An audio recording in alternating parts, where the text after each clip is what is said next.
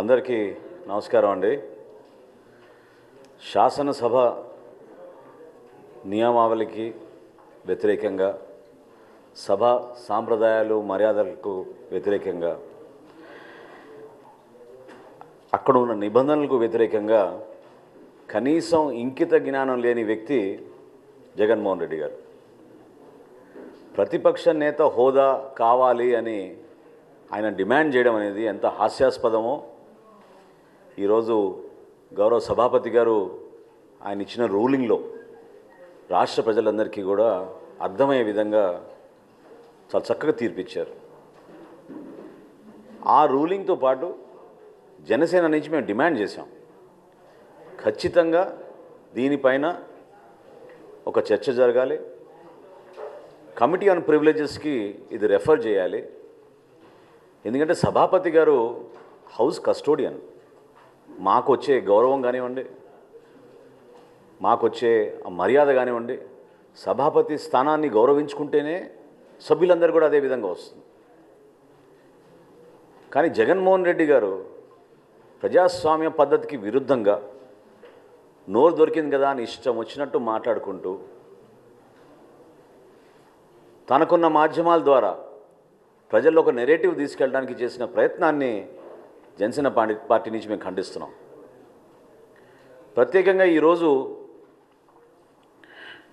మా పార్టీ అధ్యక్షులు, రాష్ట్ర ఉప ముఖ్యమంత్రి పవన్ కళ్యాణ్ గారి గురించి ఆయన చేసిన విమర్శలు చాలా బాధ కలిగించినాయి. మన స్థానం ఏంటని నిర్ణయించేది మన ప్రజలు. వై నాట్ 175 అని ఎగిరిన మనిషి 11కి పడిపోతే మతి సీమితం పోయినట్టుంది. ఆయనకు అర్థం కావడం లేదు. పవన్ కళ్యాణ్ గారు ఆ రోజు ఏం చెప్పారంటే, leader of opposition is a status, is a post. దాన్ని మీరు డిమాండ్ చేయలేరు. ఈ 5 సంవత్సరాలు దాని గురించి మర్చిపోండి. మీరు శాసనసభకు వచ్చి చర్చల్లో పాల్గొని ప్రజా సమస్యలపైన మీరు మాట్లాడండి అనే అంశం పైన ఆయన మాట్లాడినప్పుడు ఒక విలేకరి మరి వైఎస్ఆర్సీపీకి 39% ఓట్ షేర్ వచ్చిందని డిమాండ్ చేస్తున్నారు అన్నప్పుడు అది మన భారతదేశంలో లేదు, మన సాంప్రదాయాల్లో లేదు. అది జర్మనీ లాంటి దేశంలో ప్రొపోర్షనల్ ఓట్ షేర్ ఉన్నప్పుడు వాళ్ళకి పరిపాలనలోనూ ఆ ప్రజాస్వామ్య పద్ధతుల్లోనూ అవకాశం ఉంటుంది. కాబట్టి నిజంగా మీరు అది కోరుకుంటే జర్మనీకి వెళ్ళి పోటీ చేయమని చెప్పారు. ఏం మాట్లాడుతున్నాడు ఆయన అసలు ఈ రోజున? అసలు బేసికల్గా వైఎస్ఆర్సీపీ గతంలోనే మేము చెప్పాం, జనసేన పార్టీ నుంచి తాడు బొంగరం లేని పార్టీ ఇది. ఈ రోజుకి వాళ్ళకి సభ్యత్వం లేదు. లైఫ్ టైం ప్రెసిడెంట్గా ఆయన తీర్మానం చేసుకున్నాడు. ఎల్లకాలం అతనే అధ్యక్షుడని ఒక సభ ఏర్పాటు చేసి వారి తల్లిని పక్క దించేసి ఇతను ప్రకటించుకున్నాడు. ఎలక్షన్ కమిషన్ ఆఫ్ ఇండియా దాన్ని ఖండించింది. అటువంటి సిస్టమే లేదు, అటువంటి ప్రొసీజరే లేదు, మీరు ఎట్లా డిసైడ్ చేసుకుంటారు మీ పార్టీ ప్రెసిడెంట్ ఎవరు? అది ఆ విధానం కాదని ఆ రోజు చురకలు వేసింది. అందుకనే అంటున్నాను నేను, ఇంకిత జ్ఞానం లేని వ్యక్తి, రూల్స్ పాటించని వ్యక్తి తన సొంత వైఎస్ఆర్సీపీ పార్టీకి సభ్యత్వం లేదు. ఈరోజు వారి పార్టీ అధ్యక్షుడు ఎవరో కూడా వాళ్ళు తేల్చుకోలేని పరిస్థితిలో వాళ్ళు జనసేన పార్టీ పైన, మా పార్టీ అధ్యక్షుడు పవన్ కళ్యాణ్ గారి పైన చేస్తున్న వ్యాఖ్యలు నిజంగా చాలా విచిత్రంగా అనిపిస్తున్నాయి. పవన్ కళ్యాణ్ గారు ఏనాడు కూడా ప్రతిపక్షంలో ఒకలా, ప్రభుత్వంలో ఒకలా వ్యవహరించే మనిషి కాదు. మీరందరూ గతంలో చూశారు కౌలు రైతులను ఏ విధంగా పవన్ కళ్యాణ్ గారు ఆదుకున్నారు. ఆత్మహత్యలు విపరీతంగా పెరిగిపోతుంటే జగన్మోహన్ రెడ్డి గారి పరిపాలనలో ఆయన స్వయంగా 5 కోట్ల రూపాయలు విరాళం ఆ రోజు ప్రకటించి రాష్ట్ర వ్యాప్తంగా మేము కౌలు రైతు భరోసా సభలు నిర్వహించి జిల్లాల్లో చివరికి నీ సొంత పులివెందుల నియోజకవర్గంలో 24 మందికి ₹1,00,000 చొప్పున పవన్ కళ్యాణ్ గారు అందించారు. నువ్వా మాట్లాడేది ఆయన గురించి? ఏనాడైనా నీ ప్రజా జీవితంలో ₹1 అయినా నువ్వు ఇచ్చావా? ఒక దాతగా నిలబడ్డావా? ఎవరన్నా ఆదుకున్నావా? ఎన్ని వేల మందికి పవన్ కళ్యాణ్ గారు తన సొంత నిధులు అందించి కార్యక్రమాలు చేసుకుంటూ వచ్చారు. ఎందుకు అంత విపరీతమైన ఆలోచన ఎందుకు? మీరు ఈ రోజున యువత గురించి మాట్లాడుతున్నాడు ఆయన. 44 లక్షల మందికి ఆయన ఉద్యోగాలు ఇచ్చాడంట. మరి వాలంటీర్స్ని ఏ విధంగా నిలబెట్టిన నువ్వు మోసం చేసావు, ముంచావు? చెప్పా చేయకుండా కనీసం వాలంటీర్స్ వాళ్ళ టర్మ్ ఎక్స్టెండ్ కూడా చేయకుండా ఎన్నికలప్పుడు నువ్వు చేసిన వాగ్దానాలు ఏంటి? వాలంటీర్స్కి మార్చిలోనే జియో ఎక్స్పైర్ అయిపోయింది, కనీసం జియోని కూడా నువ్వు ఎక్స్టెండ్ చేయలేదే. వాళ్ళ సంఖ్య కలుపుకొని నువ్వు 44 లక్షల మందికి నువ్వు ఉద్యోగాలు ఇచ్చావు అంటే యువత నమ్ముతారా? నిన్న ఇచ్చారు అద్భుతమైన తీర్పు ఆ యువత. ఏ విధంగా పట్టభద్రులు ఊహించని విధంగా సుమారు 70% మెజారిటీ వచ్చేటట్టు, ఓట్ బ్యాంక్ వచ్చేటట్టు, ఓట్ షేర్ వచ్చేటట్టు కూటమి ప్రభుత్వానికి అండగా నిలబడ్డారో మీరు అందరూ చూశారు.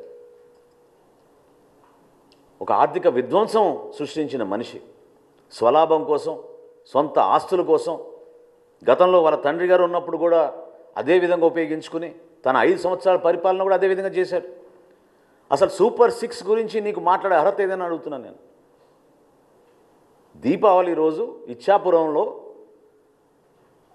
రాష్ట్ర వ్యాప్తంగా ఉచితంగా 3 గ్యాస్ సిలిండర్లు మేము పంపిణీ చేస్తామని సూపర్ 6లో ఇచ్చిన వాగ్దానానికి అనుగుణంగా సిద్ధమైతే ఎంత దుష్ప్రచారం చేశారు, ఎన్నిసార్లు మీరు వార్తలు రాయిపించారు, కావాలని ప్రజల్లో అలజడి సృష్టించారు దుర్మార్గంగా. కానీ ఈరోజు లెక్క ఏంటి? 94,32,000 మందికి ఈరోజు గ్యాస్ సిలిండర్లు ఉచితంగా అందించాం. అద్భుతమైన కార్యక్రమం ప్రజల్లోకి తీసుకెళ్తున్నాం. నీలాగా మోసం చేసే కార్యక్రమం కాదు. ఎక్కడో బటన్ నొక్కేసాం అంటే నిజంగానే బటన్ ఎవరికి నొప్పారో, ఎవరికి అందించారో అనేది దీనిపైన చాలా ఆశ్చర్యకరంగా ఉంది. అదేవిధంగా ఈయన రైతుల గురించి మాట్లాడుతున్నాడు. ఈరోజు శాసన మండలిలో కూడా ప్రతిపక్ష నాయకులు, ఇతర సభ్యులు మాట్లాడారు. చాలా ఆశ్చర్యం కలిగించింది. విలువలతో కూడిన రాజకీయాలు చేయాలి. మీరు అనే ప్రతి మాటకి కట్టుబడి ఉండాలి. ఎన్నికల ముందు ఒక మాట, ఎన్నికలు అయిన తర్వాత ఒక మాట. ఇప్పుడు మీరు 175 నుంచి 11 దిగిపోయారు కాబట్టి మీరు బురజల్లే కార్యక్రమం చేపడుతున్నప్పుడు మేమే ప్రభుత్వంలో వచ్చినాక ఆశ్చర్యపోయాం. ధాన్యం కొనుగోలు విషయంలో మీరు రైతులను ఎంత మోసం చేశారు.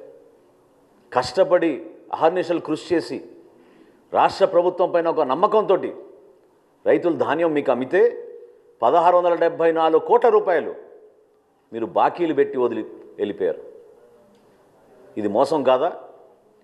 మడం తిప్పనన్న వ్యక్తి ఇది వాస్తవం కాదా?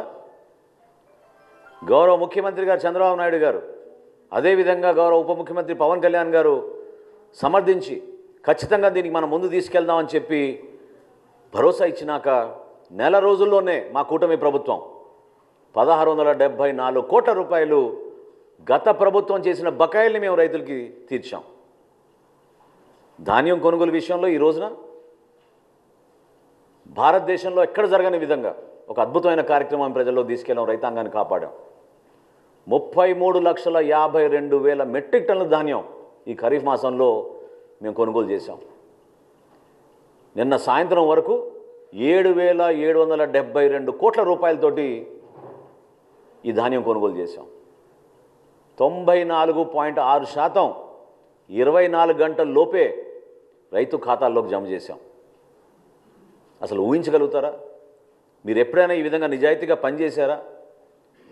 ప్రజలకి మీరు అండగా నిలబడాల్సిన బాధ్యతని మీరు విస్మరించుకుని ఈ రోజున మీరు శాసనసభకు కూడా రాకుండా ఏ విధంగా వ్యవహరిస్తున్నారు? గతంలో వర్క్ ఫ్రమ్ హోమ్ ముఖ్యమంత్రి అయినా, వర్క్ ఫ్రమ్ హోమ్ ముఖ్యమంత్రి కాస్త ఈ రోజున వర్క్ ఫ్రమ్ బెంగళూరు శాసనసభ్యుడిగా తయారయ్యాడు. శాసనసభకు వచ్చి మీరు మాట్లాడాలి కదా ప్రజల సమస్యల పైన. ఆ బాధ్యత లేదా మీకు? దేనికోసం చెప్పండి.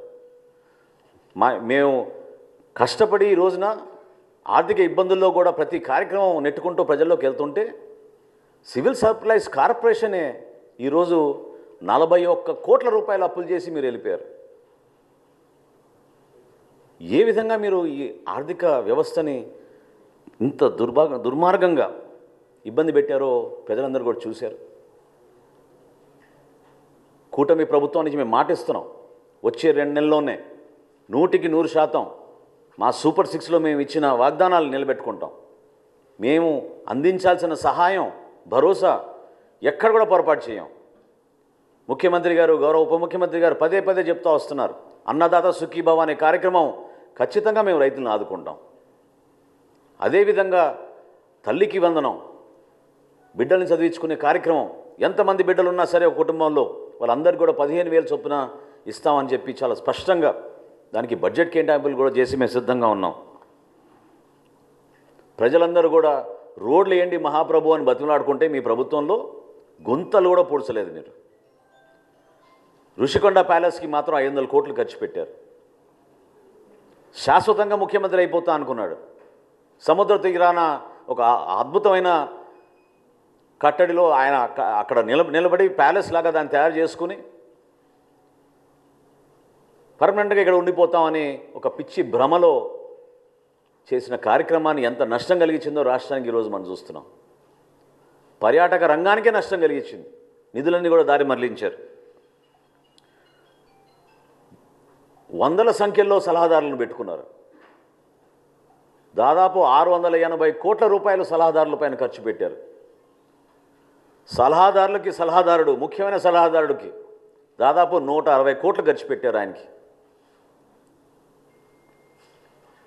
మరి ఇంతమందిని ఉపయోగించుకుని కనీసం జల్ జీవన్ మిషన్లో కేంద్ర ప్రభుత్వం ఇచ్చిన 14,000 కోట్ల రూపాయలు కూడా మన రాష్ట్ర ప్రజలకి మీరు ఉపయోగించుకోలేకపోయారే.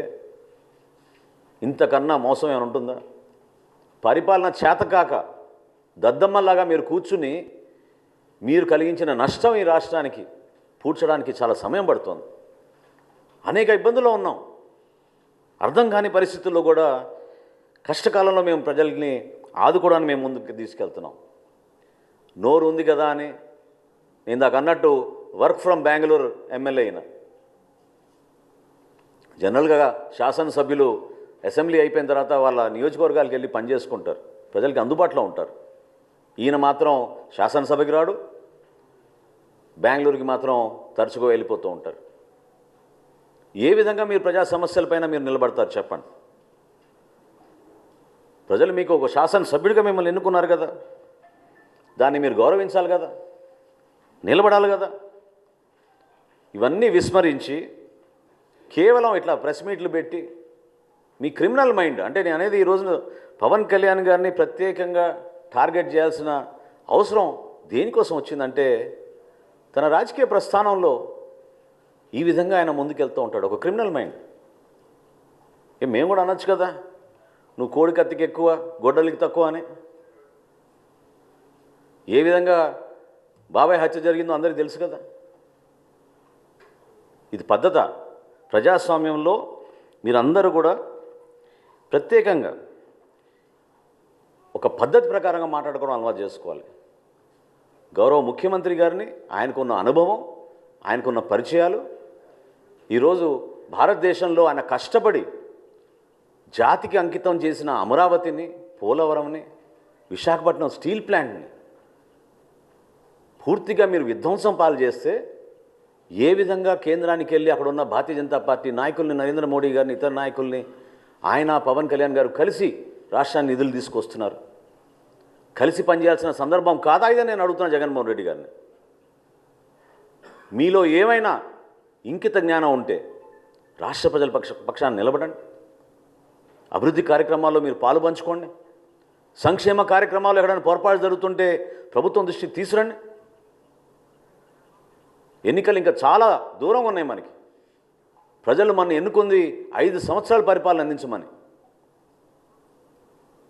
అంతేగాని నోరు బారేసుకుని ప్రతిసారి మాట్లాడితే మాత్రం జనసేన పార్టీ మిమ్మల్ని ఈ విధంగా మీరు చేస్తున్న ఈ కార్యక్రమాల్ని ఖచ్చితంగా ఖండిస్తాం. ఇది చాలా తప్పు. ప్రజాస్వామ్యంలో ఒక బాధ్యత గల వ్యక్తిగా, ఒక మాజీ ముఖ్యమంత్రిగా మీరు అందించాల్సిన సలహాలు, సూచనలు మీరు ఇవ్వండి.